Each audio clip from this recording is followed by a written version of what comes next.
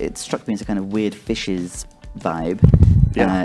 To specifically, you don't have to carry it, or cool. and a few other moments too. Like sometimes I feel like the guitar was reminiscent or doing something similar to Interesting. Weird Fishes. Cool.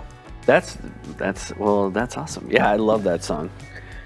Yeah, maybe the polyrhythm. To me, I was thinking a little bit more of like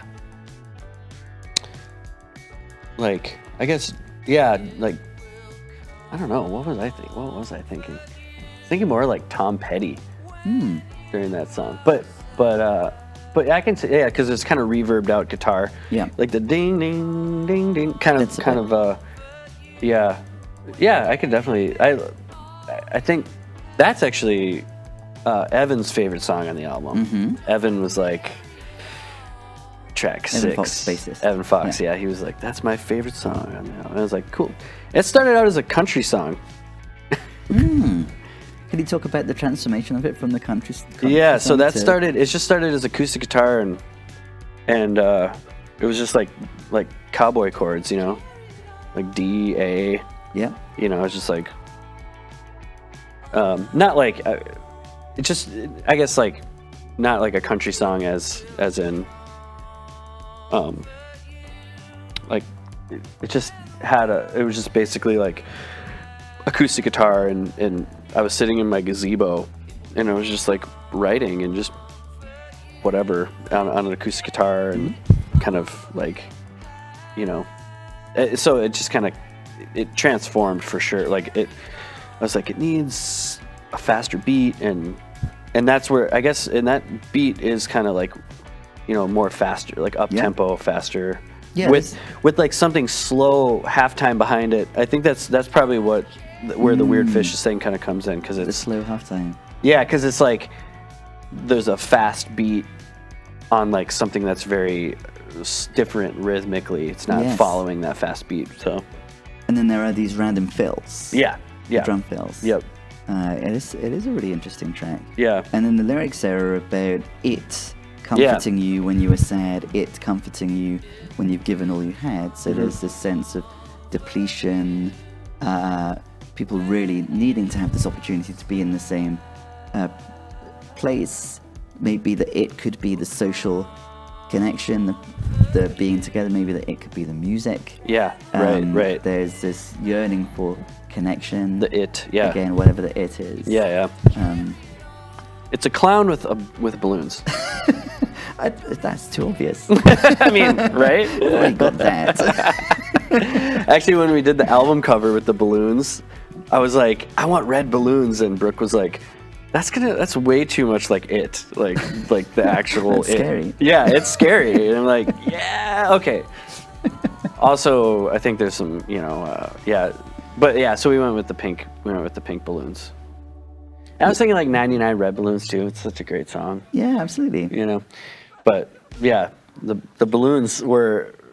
So that's also the it in the with the balloon imagery. Mm-hmm. Yeah. So shows we've got tomorrow. Sunday we're playing Impulse. So we're playing. You don't have a day off. You never have a day off. I know. It's like I know. Like What are we doing here today, Mr. Simon? We're going to the birthday party of the Juice Bar with our friend Al Church. Impulse Juice, which is my friend Brian's juice bar. Where is that? It's in Minneapolis. Okay. And that's Sunday from 2 to 3. It's their birthday. Oh. And my dear friend Brian, who we've played in projects and bands for probably 15 some odd years, he opened a juice bar, and he's really awesome. Like it's really, really good. So they're having a birthday party, and so we're gonna just play and set up and play a bunch of songs and there's no tornadoes. Yeah, hopefully. predicted, but there's a precedent. I checked the weather today, but that can change. You have a project with Alan Sporhawk. Yep. and you'll be playing. What's the name of that? And where will you be performing? Yeah, Derecho. So that's the band's called Derecho, right? And then And that's you and Alan Sporthawk from Low, and Yep. you play drums and vocals in Yep. that project. Yep. Yeah, so that should be fun. And then I know Derecho's got some stuff coming up. Ice House. Ice House. At and- Ice House. Just watch. We should watch the Ice House calendar. Yes, exactly. Yeah. Yeah, and we'll have some stuff coming up. Like, I know we're playing the turf, all the projects, all the things. It's so fun. Is I that love it. another Al Church record or something else? We're doing some Derecho stuff. Oh, excellent. Yep. And yeah, we had Tom Herbers over to my studio, and we were doing some songs, and then we're gonna do some songs in Duluth. We're gonna record up there this weekend, and so yeah, it's just like, Keeping at it. I just love recording. So it's such like A lot of records that I've really loved. You've recorded and Yeah. produced, like the BB Gun yes, one, but and Andy Cook. Yeah. We already referenced Galen Lee as well, but multiple records with Galen. yeah, yep. Yeah.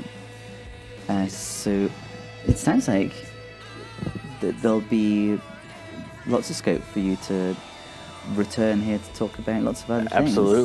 Absolutely. Before Yeah. too long. Yeah. I want to produce more and record more.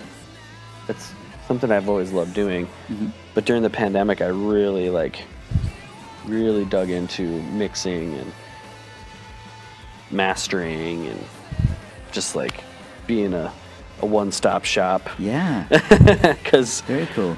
DIY, it's the DIY. best. It's the best way to do it. There you go. Even though you play some covers, That's right. you're still very punky. Yes. Always. Always. Yeah, man. It's It's fun. not an either or. We're beyond the duality. Yeah.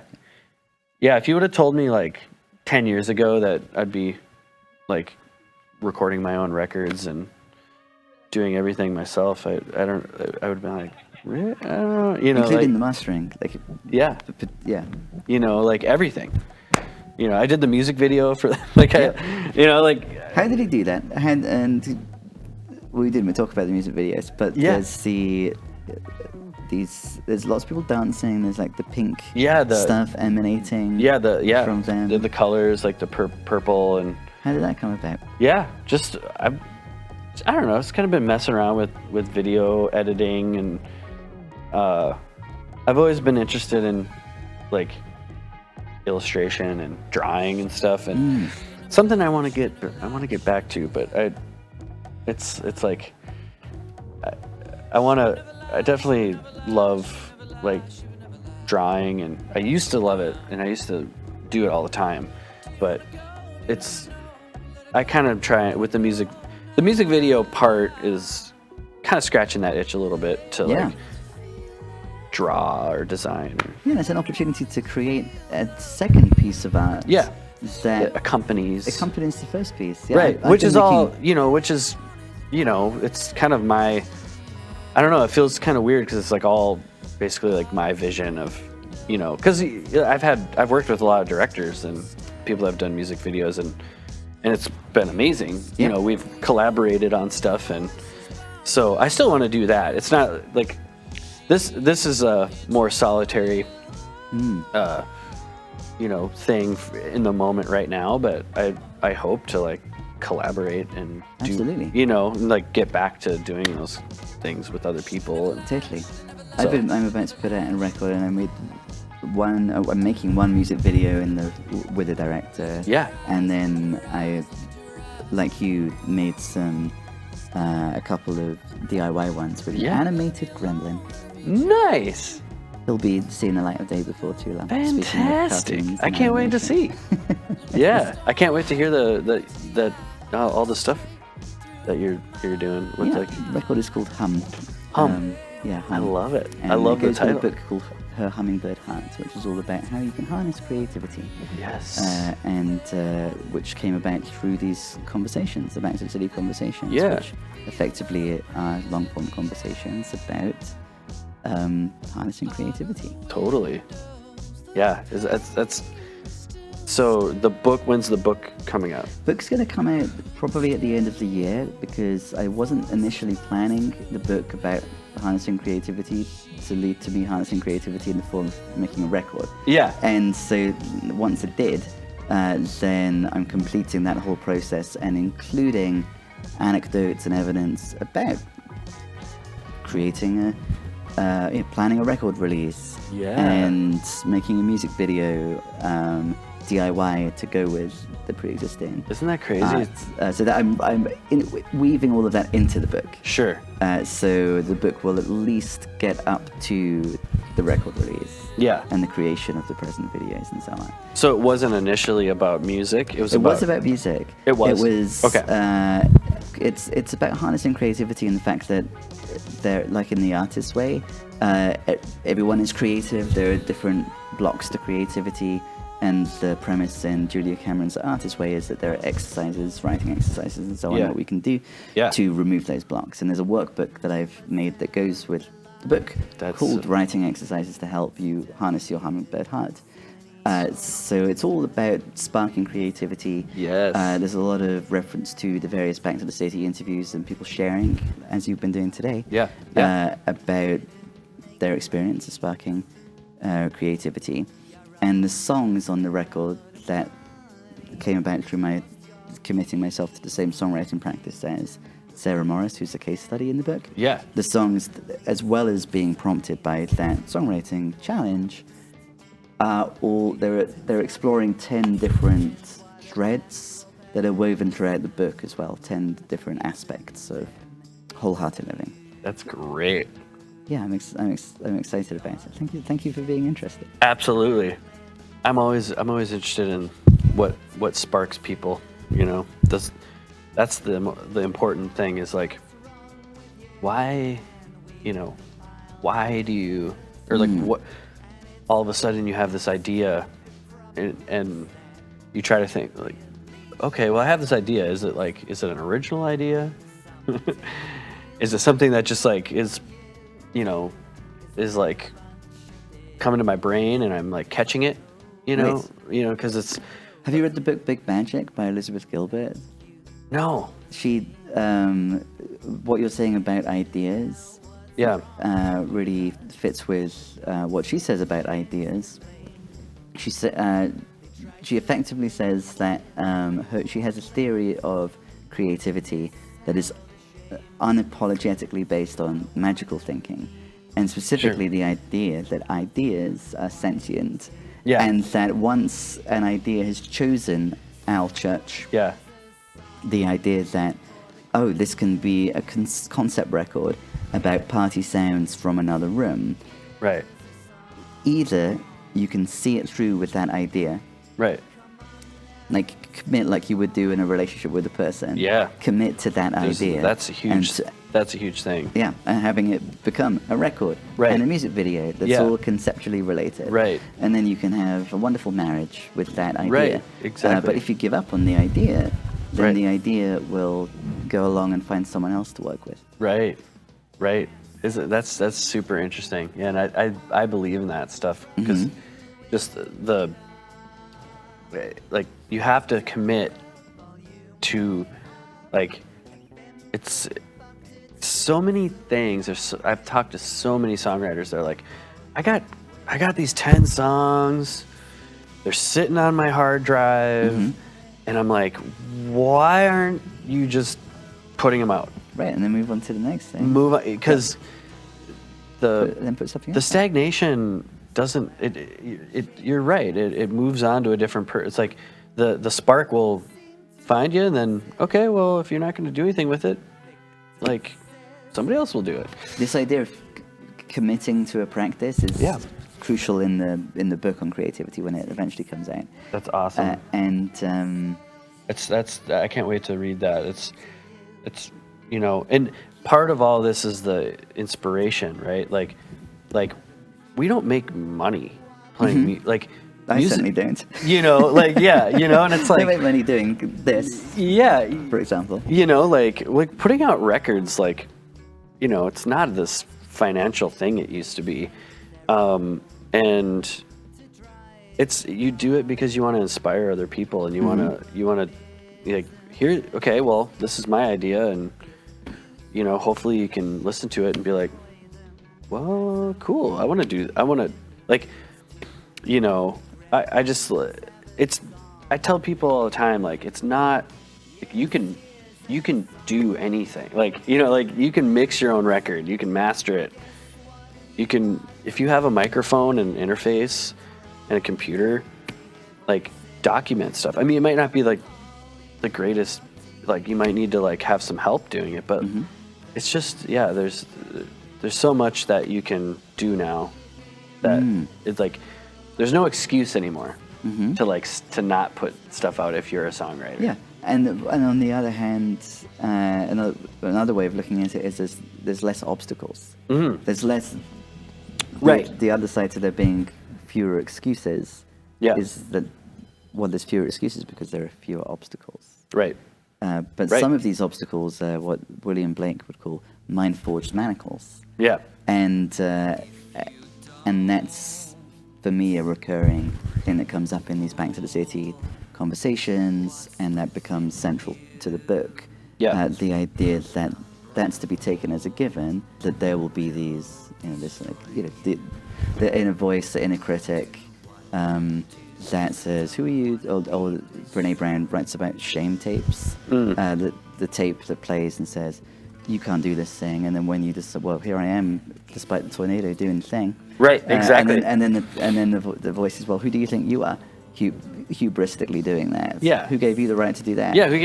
Right, exactly. So we take it as a given that there are voices like this. You do want to watch Netflix instead of work on your song. You do want to do that.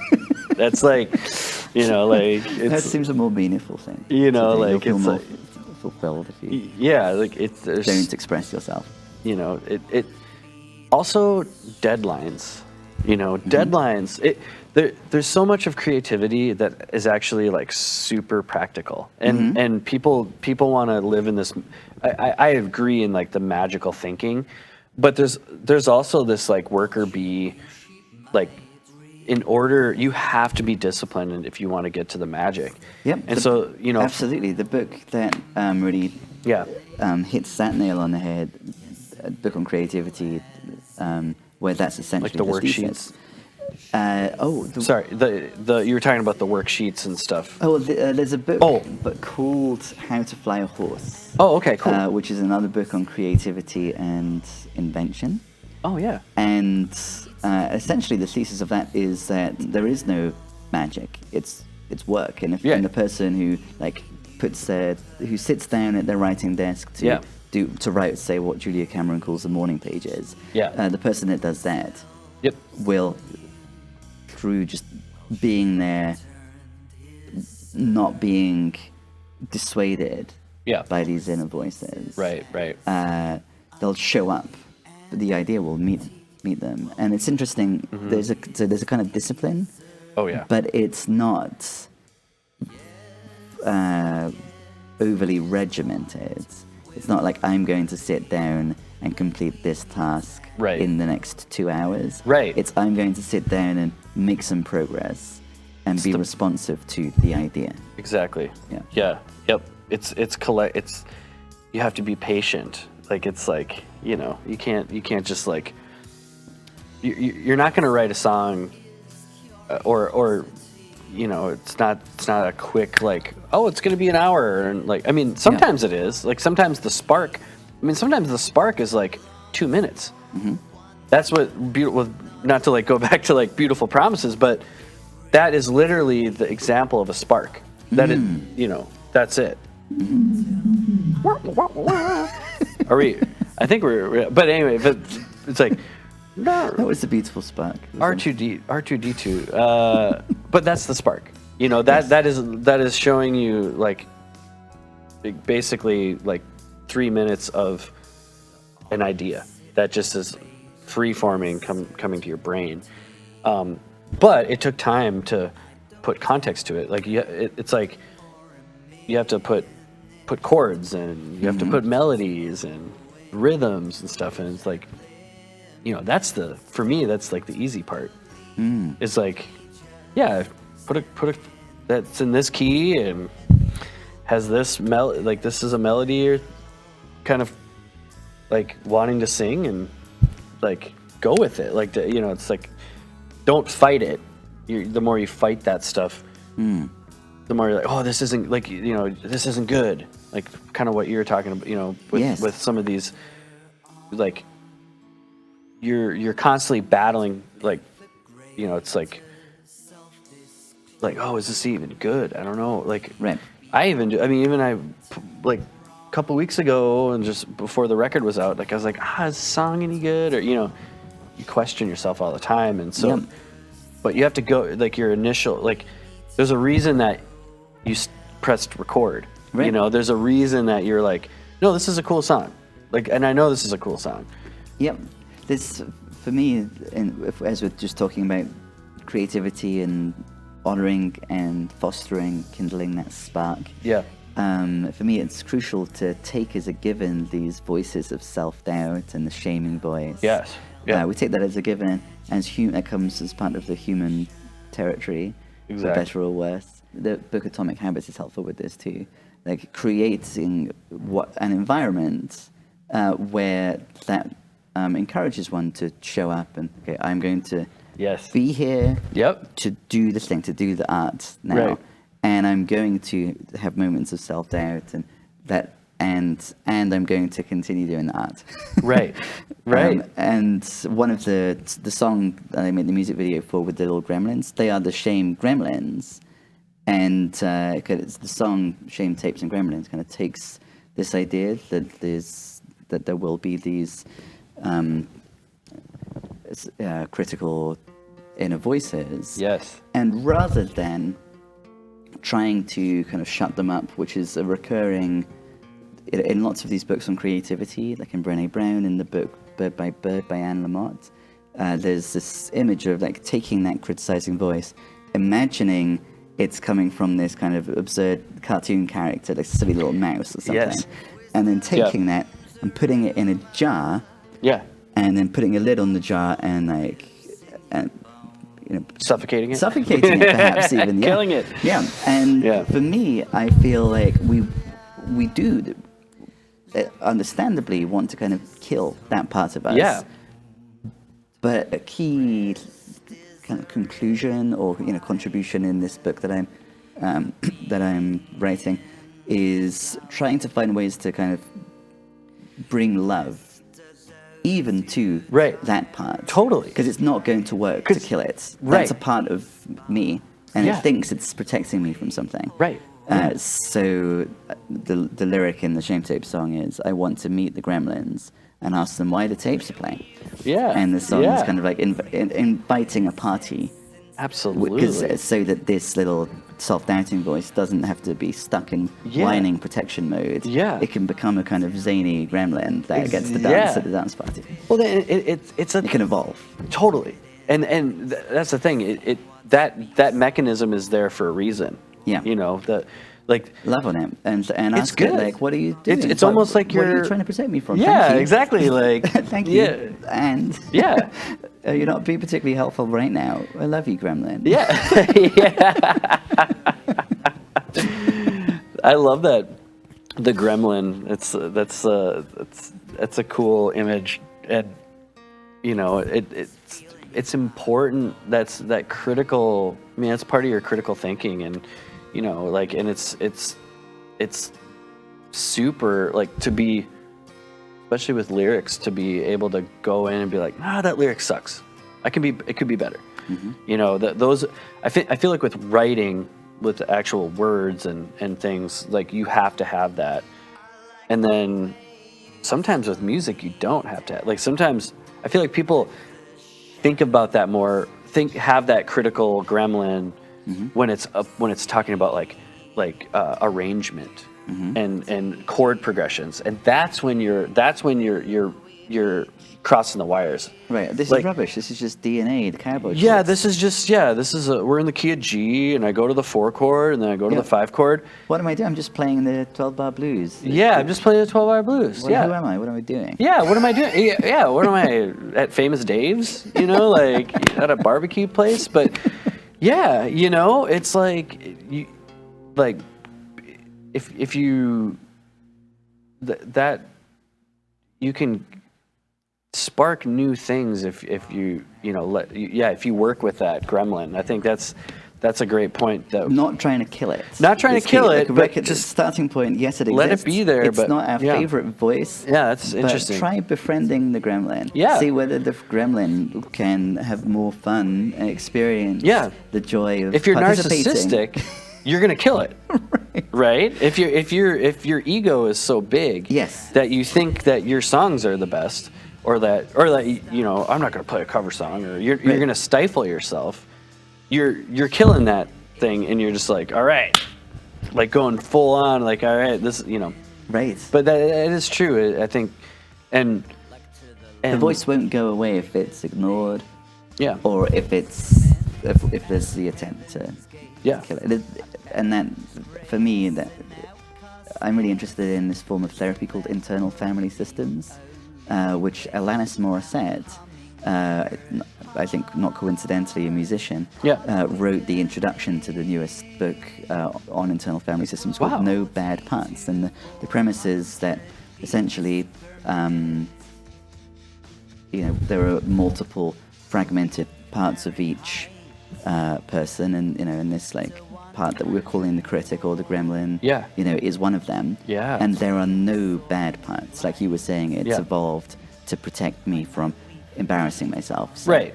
Simon, remember last time you did X and you were embarrassed? Like, Right. You don't just give up trying to do X. Yeah. The Yep. gremlin wants to protect me, and so there's the idea that if we can recognize what type of part it is and how it relates to others, and bring love to it, Yeah. then that's the key the to critic that everything. bring in love, Yeah, love. That's the key. love and connection. You know, it's true, and there's like, I love having this conversation with you. You know, this is a lovely conversation because these are the things that I think about. But Just don't try and converse with me when I'm at the club enjoying the music. exactly, if I can only handle so much information. You know, when people are throwing out musical information, that's the most important to me. So I'm like, Yes, all right, there's like, already scope for connection. You can't connect Yeah. with everything Exactly. all at once. It's like, that's what that movie's about. Everything all at once. Have you seen that? I have not yet, but of So course I need to. It's so good. I think we need to wrap up, and I need to Yes. go and watch that movie right Yes, now let's do it. before the tornado hits. Thank you very much for such a fun conversation. Thank you, Simon. This is great. I'm sure that if someone is watching this bit, they've got to the end of the special extended YouTube version. Yes, I was going to say. where we have lots of random ruminations about the nature of creativity. Yeah, helping your creative self. Yeah. It's important. Yeah. On much more to come. I have one last thing to say. If you have songs that aren't put out, put them out. Get them out there. Okay, that's all I have. And also, on that note, supporting musicians through their direct channels. Yes. Once your friend Directly. or musician that you love and appreciate has put the thing out, Yes. then the person who supports that. So why am I bringing this up at the end? Why did I suddenly need to say that? Well, are you talking about the part of the record? Yes. Yeah. Well, And- that's just for like streaming. That's just the streaming part. But yeah, and it's like, buy merch at shows. If you go to a show, buy a T-shirt. Buy a T-shirt from a band. Like just it's like tipping a bartender. Right. At this point. It is, absolutely. And it's exciting to engage directly. Yeah. Go to the source. Yeah, go to the is source. This is where this idea This is the person who had the relationship, chose Yeah. to have the committed relationship with the idea. Exactly. Yeah. Engage with the person. Yep. Yeah. Directly. It's exciting. Yeah. So just go directly, try to see them and support them, and artists too. Just like go, buy a painting, whatever it is. Like, so We've been playing songs from the record throughout the episode. I recommend taking a listen to the whole thing without a conversation on top of it. In the meantime, this has been Back to the City. I'm Simon Calder. This is Al Church. There are many opportunities to catch him live soon, and I hope that you catch one of them and buy a t-shirt. woo.